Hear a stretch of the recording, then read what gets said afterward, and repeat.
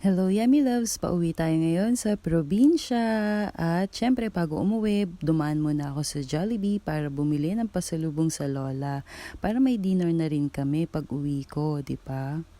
Tapos kinabukasan, niyaya ko siyang lumabas at kumain ng ice cream. So habang kumakain ng lola ng ice cream ay ako naman ay papunta ng palengke para ako na lang yung mag-grocery kasi sobrang init. So iiwan ko na lang muna siya dito. At ito na nga, tayo ay nakapamili na at niyaya ko na siyang pauwi. At pagka-uwi namin ay nagbukas na si na Tita Joanne ng buko. Gagamitin natin itong pang-biko. Kaso naubusan naman pala kami ng gas. Kaya ayan, bili muna tayo. Kaso mahal na pala ng gas ngayon. Nakita pala akong opa. So ito, nakaluto na tayo ng biko at kinabukasan naisipan ko magpagupit. So ayan, after ko magpagupit, dumaan ulit ako sa simbahan para magpasalamat sa lahat ng blessings na ibinibigay sa atin ni Lord. At syempre para humingi na rin ng kalakasan sa Kanya. So ito yung simbahan sa probinsya namin, dito rin ako bininyagan. So ayan, dasal muna tayo at magpasalamat. Sa kanta, ang ilaw sa simbahan ay sisiglahan. Tapos ayan, sa sobrang init napa-coke float ako. Tapos kinabukasan dumating na si Bitag. So dadaretso kami ngayon sa ilog. Pero bago kami pumunta sa ilog, bumili muna kami ng mineral water na babaunin. Tapos dumaan din kami sa Alphamart para mag-model ang lola. Joke lang, bumili kami ng konting snacks at saka alcohol. So ayan, naglalambingan muna ang maglola. Namiss daw ng inay si Bitag, kaya naman ayan nilalambing niya ang kanyang apo. Kaya naman sa mga anak o sa mga apo, huwag niyong kakalimutang bisitahin ng inyong parents o grandparents lalo na kapag holiday. Kasi kita mo naman no, grabing saya ni inay. Nakamute tong video na to kasi nagpapatugtog tong kapatid ko at yung friend niya, baka makopyright tayo. Ayaw natin yon. Nakakatuwa lang kasi biglang sumigla si Lola at lumakas. Knowing na may 1 taon nang nawala si Lolo, talaga naman laging malungkot ang aking lola. Ngayon lang yan ulit nagngingiti ng ganyan, kaya naman sobra talagang natuwa rin kami ng kapatid ko. At talagang, ayan o, kita nyo naman, diba? Kinakanta niya yung rap. Hindi niya naman alam yung lyrics, o peace sign daw, o diba? Ang saya ni Lola. O diba?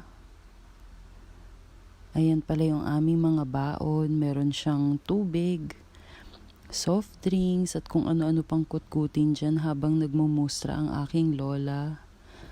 Nagagawin niya daw kapag punta namin dun sa ilog. Ayan. So, ito yung daan. Alam mo, dito palang busog na busog yung mata namin kasi ang ganda ng langit. Tapos ang ganda rin ng tanawin, di ba? Nakaka-relax. Kaya sobrang nakaka-enjoy yung mga ganitong klaseng biglaang lakad. At syempre gusto ko rin mag-thank you sa tropa ng aking kapatid na hindi naman naiiba sa amin at parang pamilya na ang turing namin. Kasi game na game talaga sila kahit biglaan lang tong naisip ng kapatid ko. Alam mo yun, game na game sila kahit mga antok pa, mga tulog, sumama talaga sila. At talaga namang natutuwa kaming kasama sila kasi kakukulit, as in makulit.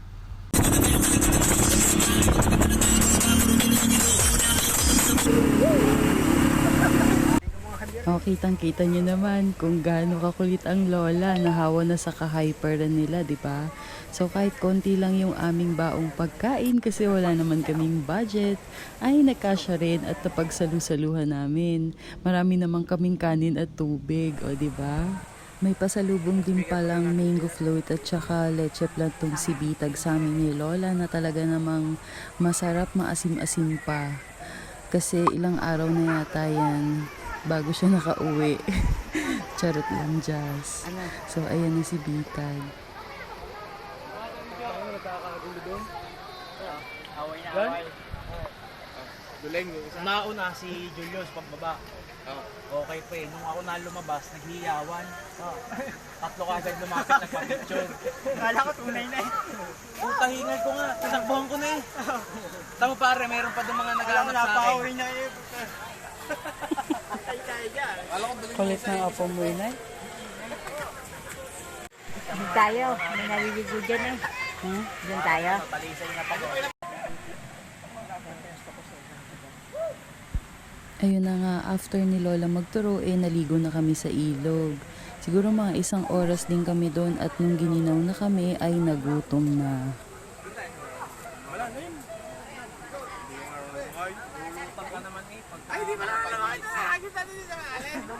Ayun nga, at bago maghapon, naglikpit na kami. Guys, huwag niyong kakalimutan na kahit saan kayo pumunta, may bayad o wala, lagi niyong lilikpitin yung lugar na pinag-istayan niyo. Tutulong din po ako sa pagkakakot pero na eh. parang 200 lang yata. Pero mas maganda pa rin na aalis kayo na malinis yung lugar para yung susunod na gagamit ay malinis din, di ba?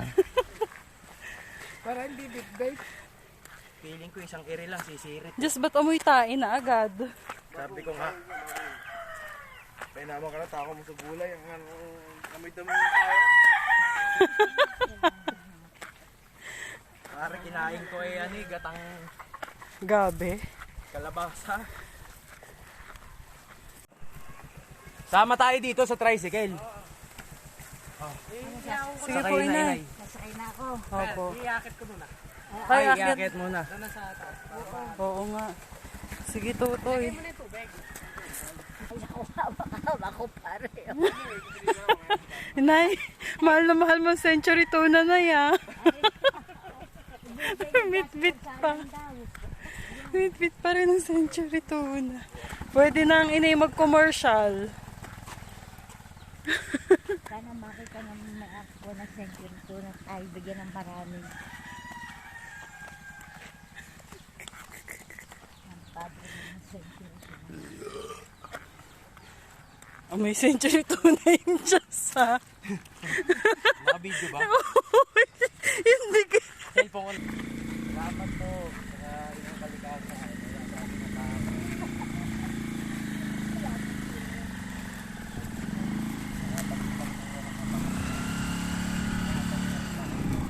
Nasaan na yung raptor? Patingin. Patingin. Isa pa pala. Makakasaway itong batang to. Upo ka na, Nay. Saan ako? Doon po sa upuan. Ay, ito. Yan po, okay mo muna bago mo pasok ha. Hingal ako'y malamig na.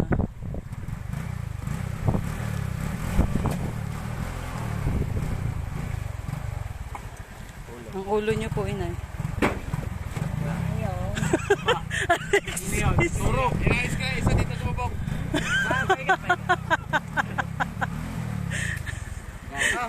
Ay, isa pa. Sino bang isa din eh? Dalawa kami dyan ni Dave. Paupo na, vlogger. Pa-shoutout na lang ha. Ako na yan. Yun ang mahirap pagkatas mag-outing eh.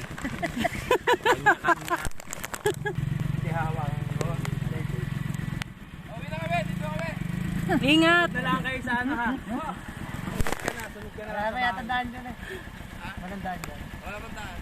Ay, siya mapapalay. Ingat kayo. Ayun, kasama natin isa. Ay, nandito ko alam sa kanila. Pasaway. Mag-init ka. Pasaway ng tatlong ito. Uy, mag-ingat sa pagdadrive, Alexis, ha? Nasa na isa? Ay, nakuha lang damit. Ay, kasasama pala yun. Parang ano dyan eh, rapper. Sino? Julius? Si ano? Ay, kasama nyo rin, ginaw na ginaw.